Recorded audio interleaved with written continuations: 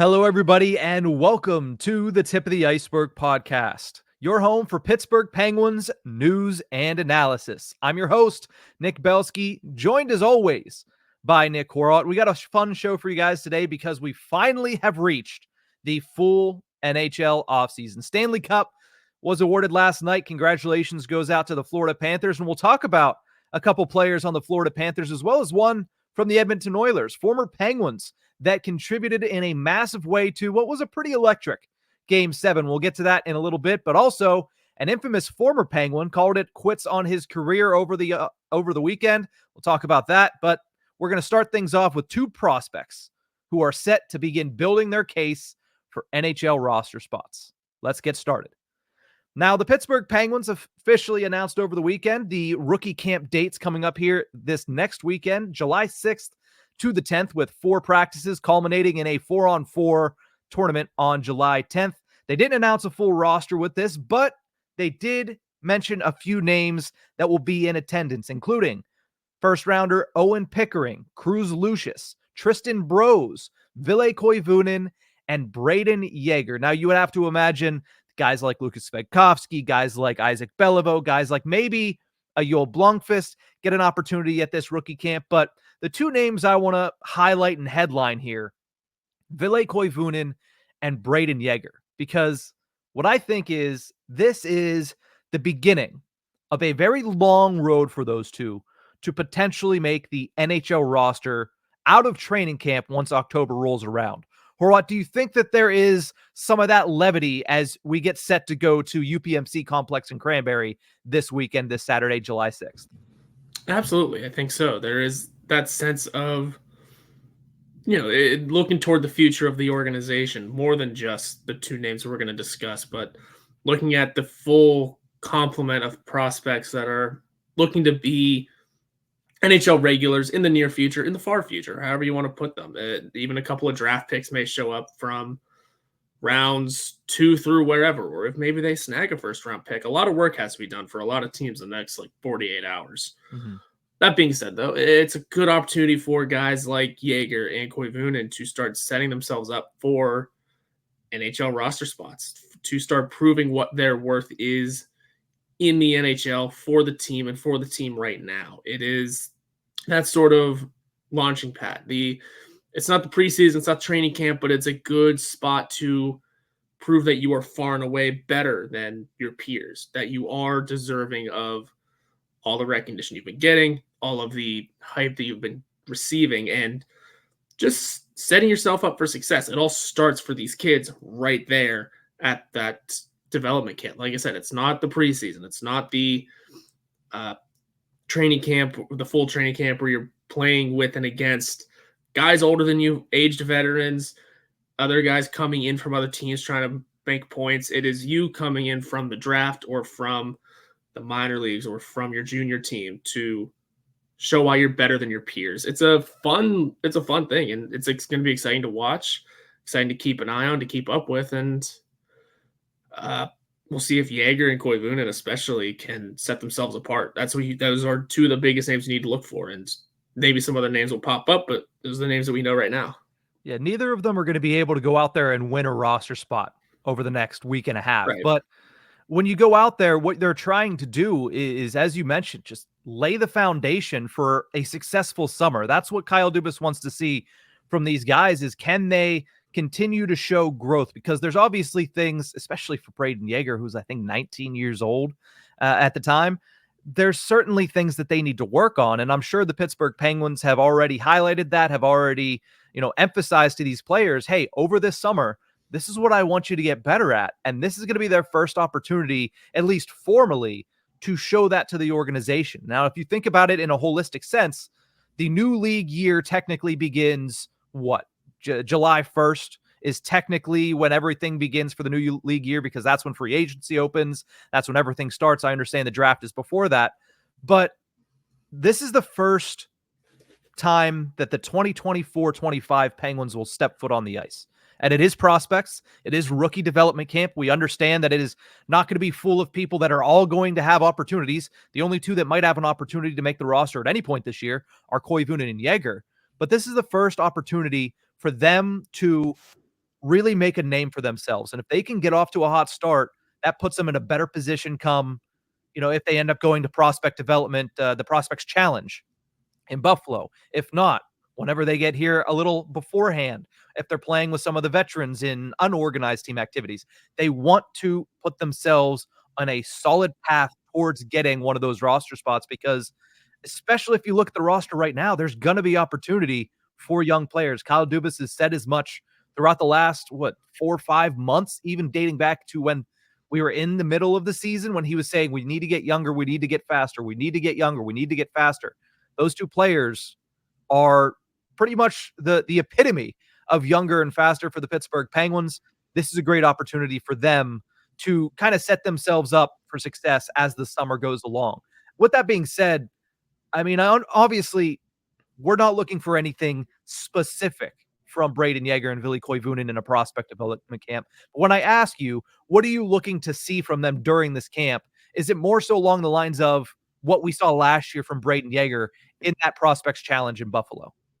Kind of, yeah. It's a lot of that, and I kind of answered it a little bit earlier too, and just proving that you're better than your peers. Yeah. And that goes for everyone. That isn't just for those two or for Yeager. It is for everyone that will be in attendance, whether their name has been announced or not, or has not been announced. You want to see them try and be better than their peers, try and prove that they are reasons to be moved up in prospect rankings, if that's even part of it. If they know they're not going to make a team this year, but want to have that shot down the line, it's just more along the lines of proving yourself, proving you're better than the other kids your age. That's the most that I'm looking for out of anyone that shows up, is just looking for everyone to prove that they're better than their peers.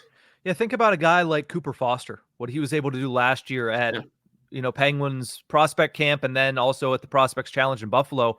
He's not a guy that had any shot of making the NHL roster, but if you make a name for yourself in these summer sessions, everybody's going to keep an eye on you when you go back to your junior team, when you go back to your college team. And that's going to be a name that you would imagine the organization does the same thing, and they keep a closer eye on you, and they expound more resources to making you develop a little bit more, because they've seen the potential that you've shown and what you were able to do when you stepped up when given the opportunity at these NHL events, at these rookie camps, at everything that's going to happen over the summer. So that's, again, exactly what you mentioned.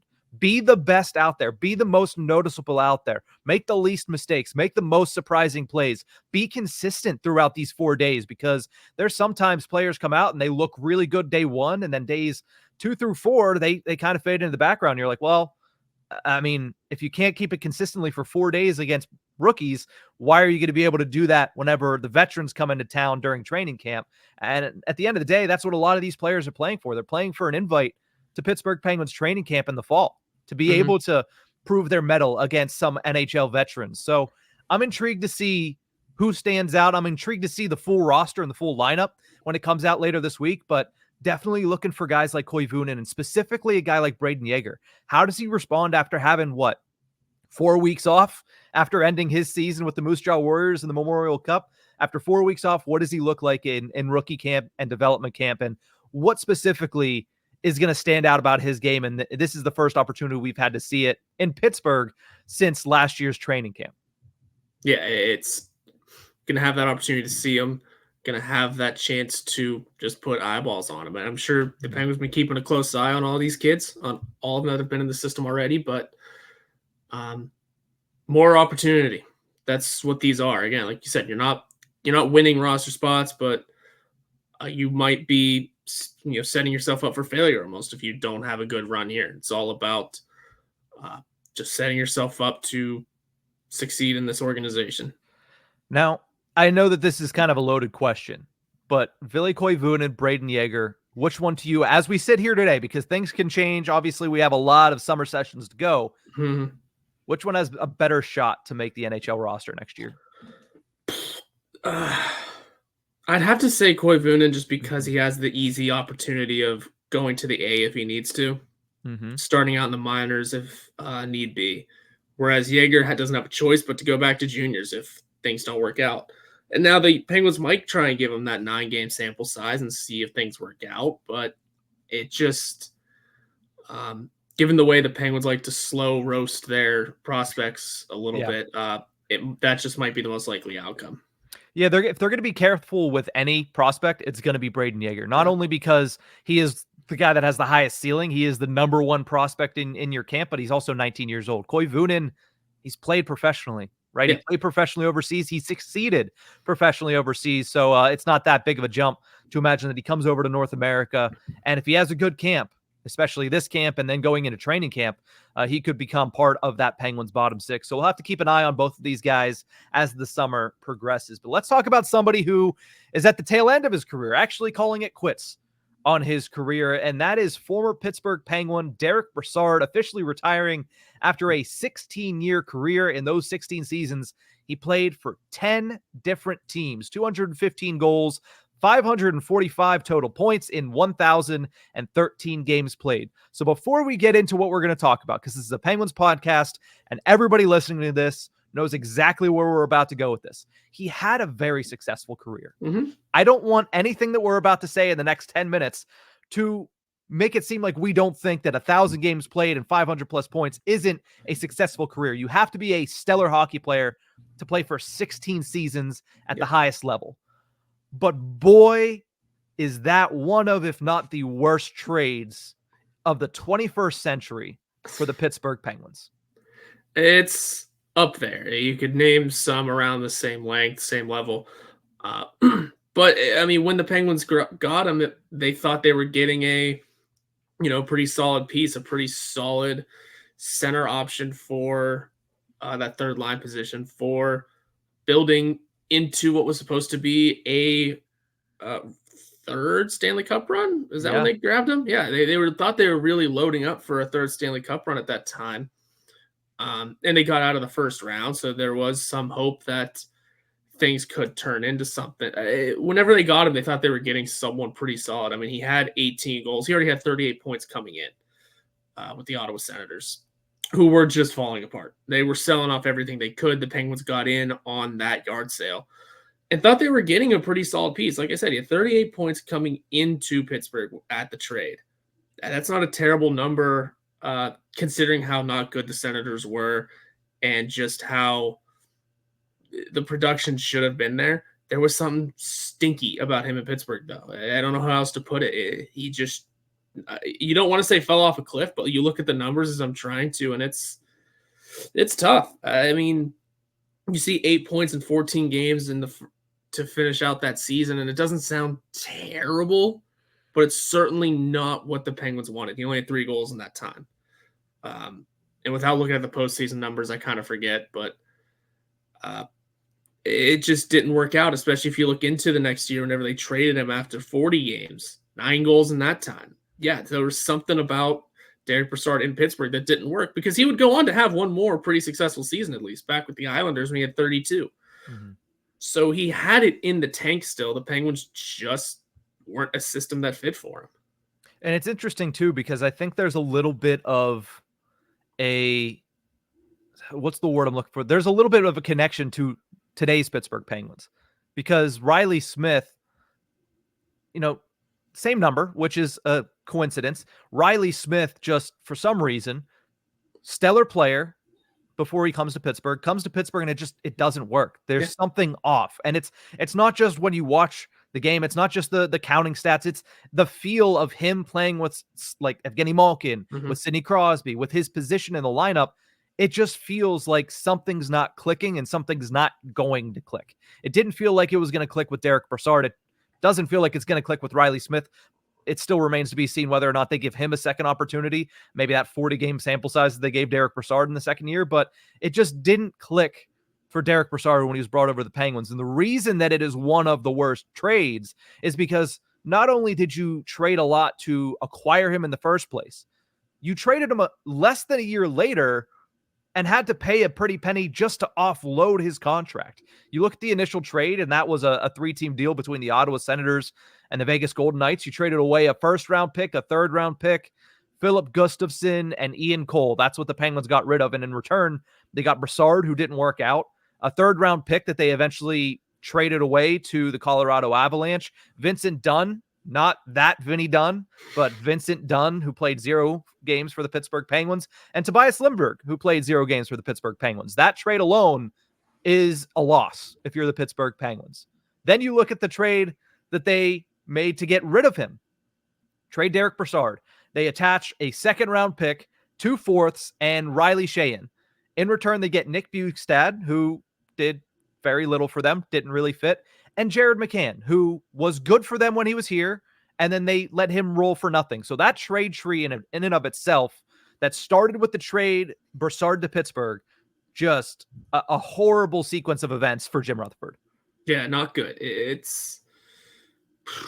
Oh, man. Thinking of what the Penguins traded away to get Derek Brassard, again, they thought they were getting someone. They thought they were getting a useful piece. At the time, before he played a game, you probably looked at it as, okay, that's about what maybe it was a bit of an overpay even then, but you're figuring he should be doing something. He should bring something that if they go on to win a third straight, the Penguins were coming off 2 cups. Maybe the morale was a little higher too.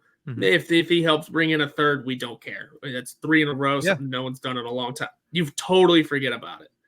Then you see 3 goals in 14 games and go, this is not at all what we should have gotten out of him. And also the Ian Cole side of it ended up being a disaster for him in terms of being sent to Ottawa, but then immediately flipped to Columbus because Ottawa was a disaster. Yeah.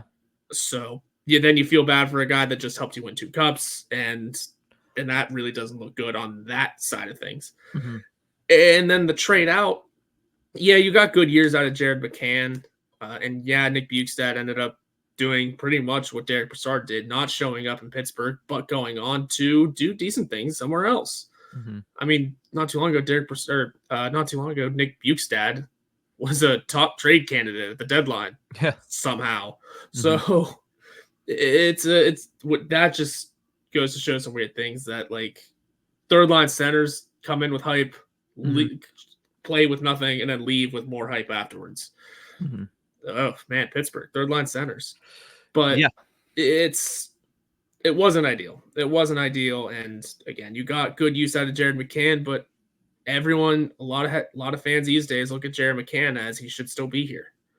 Yeah, a lot of fans, especially when you consider that is the second time Philip Hollander has made his way into this trade tree here, because the initial 3rd round pick that the Penguins acquired, I mentioned they traded it to the Colorado Avalanche. That was in order to trade up to draft Philip Hollander, and then of course Hollander ends up coming back in the Jared McCann trade, or going out in the Jared McCann trade. I don't know. Hollander's been tossed around by the Penguins multiple different times. I think it was a return of Hollander and a 7th, and Hollander ended up leaving after a season once he returned to Pittsburgh from Toronto. But I do remember, you mentioned the 3 goals in 14 games at the end of the season. I do remember having the conversation. I don't remember if it was with you. I know we were in college at the time, saying 3 goals in 14 games is bad. Don't get me wrong, though. They acquired him because he's a playoff performer. You look at the playoffs that he had with the New York Rangers, especially in their run to the Stanley Cup final in 2014. He scored a huge overtime winner for them and was a consistent force in that playoffs. And then you look at what he was able to do the year prior in 2017, helping the Ottawa Senators get to the Eastern Conference Finals and playing up against the Pittsburgh Penguins. He had a track record of being a pretty solid playoff performer. Bringing him in to be a third liner to add some of that depth like the Penguins had in 2016 and 2017, that's the thought process, especially whenever you're going, like you mentioned, for that 3rd cup. You're like, all right, screw the picks. They're in a cup window. They've won 2 in a row. Just keep this rolling as long as possible. They obviously ran out of steam, and Derek Brassard didn't provide the jolt that they had wanted him to, that they had hoped that he would.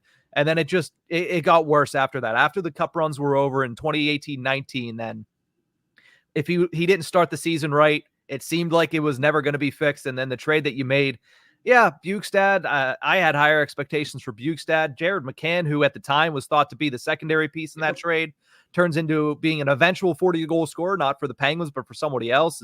It's a good piece. It's good, bit of scouting by Jim Rutherford and his scouting staff to bring in Jared McCann as part of that deal. But at the end of the day, you look at all the wasted assets on those couple of trades. I mean, McCann is the only player that had really solid production with the Penguins.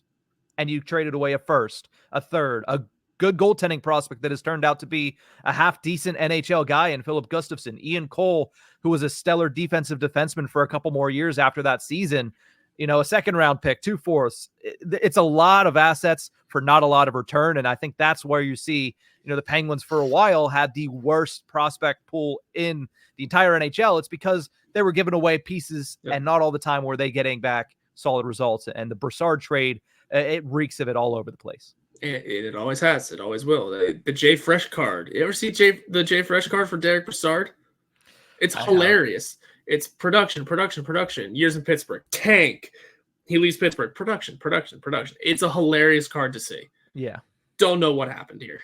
But hey, outside of Pittsburgh, great career. So congratulations to Derek Brassard. He has more money than we'll ever see, and he's going to be able to enjoy his retirement after 16 seasons in the National Hockey League. Speaking of legacy and making a lot of money, Stanley Cup was awarded yesterday to the Florida Panthers after a 2-1 victory over the Edmonton Oilers. Shutting out Connor McDavid in the final 2 games is nothing short of a miracle for the Florida Panthers.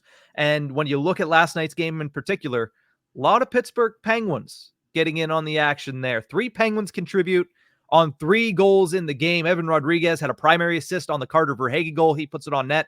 Verhaeghe deflects it past Stuart Skinner. Cody Ceci has a beautiful 2-line pass to Matthias Janmark on the game-tying goal just about 2 minutes later. And then Dmitry Kulikov with the moment of his career. Makes a massive save in his own crease, makes a pass out, and it ends up becoming a secondary assist on the Stanley Cup winning goal. A lot of former Penguins getting in on the action. What did you think of Game 7? It was a fun game. It was an entertaining game. I tell you what, after Edmonton scored first in Game 6, I thought it was theirs. I thought the entire series was theirs. I thought they were going to go into Florida, do the same thing they did, and, make history. Turns out, even when Florida scored first, I thought that's fine. That's great. Good. Get your crowd louder than the other crowd that's there, because boy, did Edmonton travel for this. Mm-hmm. But I thought it was good. Florida's going to make it a game, and then Edmonton immediately after almost made it a game. And I thought we were going to have a classic on our hands. I'm not going to say it wasn't a classic, but certainly a great game that, like you mentioned before we started here, one of the best final series we've had in a long time. Mm-hmm. It's tough to come up with anything that replicates it. I mean, I know 2019 went to 7, but don't remember much of it. We talked about 14 because there was multiple overtimes, a couple double overtimes. It was only 5 games. You dig all the way to 09 with the Penguins, but this is also us forgetting everything that happened in between. But it's a series that was full of drama, full of turmoil, considering the Oilers down 3-0, winning 3 straight, and bringing. I can't wait to see the viewership numbers for this, by the way. It helps that the greatest player in the world was involved in Game 7. Helps that Miami, Sunrise, close to Miami, is a pretty big city to have it in or have it around and have that sort of be a center of a population density area for, like, that sort for the market. That's what I was looking for the market. Yeah.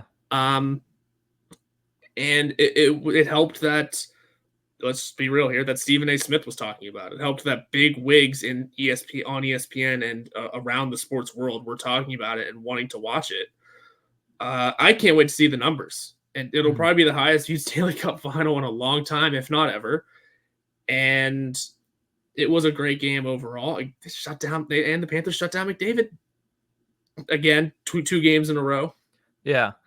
Now, 2 games in a row, they shut down McDavid, but the 2 games before that, it was 4-point performances for Connor McDavid, the first player, I believe, in the NHL history to have back-to-back 4-point performances in the Stanley Cup final. They shut down Leon Draisaitl the entire series. Yep. 3 assists in 7 games for a guy who had 28 points in 18 games going into the Stanley Cup final. His disappearance is going to be talked about for a long time. Now, part of it is the Florida Panthers are a very good team defensively. But even when the Florida Panthers were on their heels, Leon Draisaitl was invisible. And you just can't do that and put all of it on Connor McDavid in the Stanley Cup final. You need your stars to stand up. One star did in Connor McDavid, and you had some of the supporting cast. Adam Henrique scored a couple of big goals. Obviously, Evan Bouchard played very well in the series.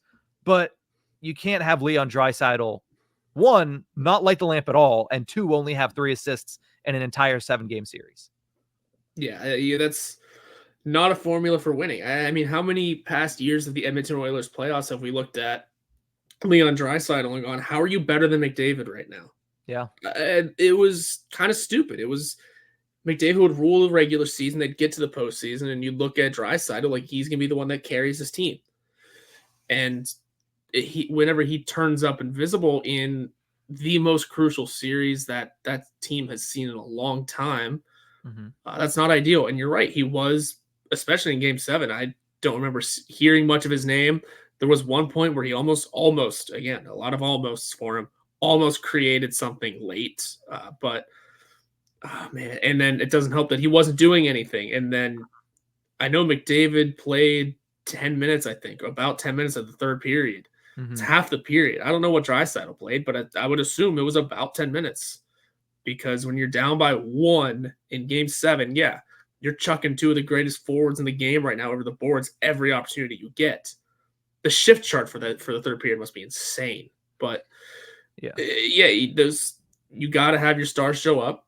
Again, McDavid didn't for those last 2 games, but at least he seemed to be noticeable. And I mean, it helps that it was Game 7 and everyone was going to force you to notice him one way or the other. But nothing got through, and they were just one shot shy of tying it and making it really interesting.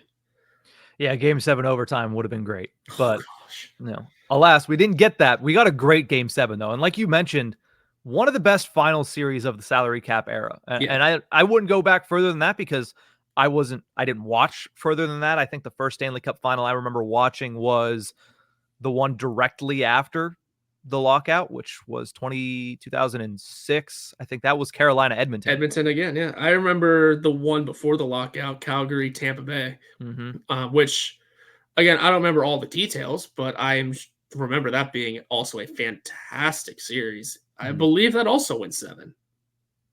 It's like famously went 7, did it not? I don't.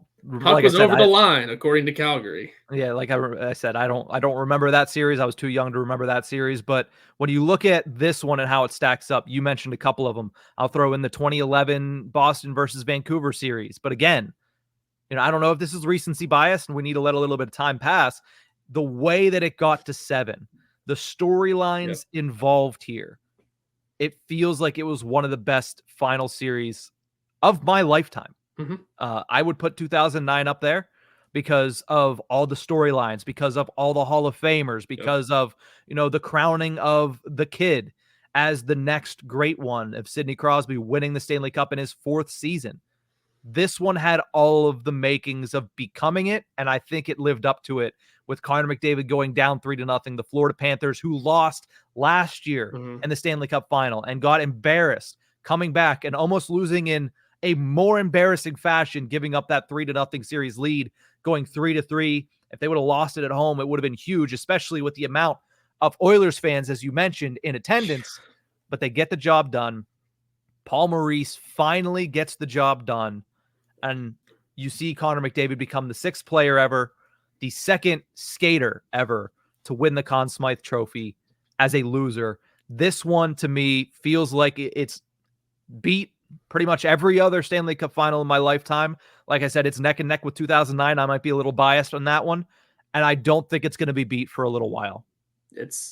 No, it's not. Unless these two meet up again next year somehow. Unless McDavid is back again next year somehow against whoever. It's going to be a fascinating next season for those two teams. See how they roll. This series will not be beat for quite a while. You're right. It's the storylines that happened, the ways that the games happened.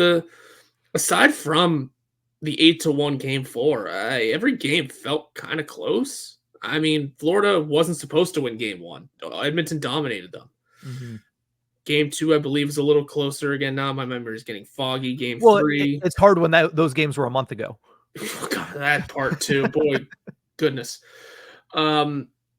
But then Game 6 felt like it probably could have gone either way, especially the offside call, the offside review. Let's say he doesn't review that. Maybe Florida crawls back into that one somehow. There was a little bit of drama in Game 6.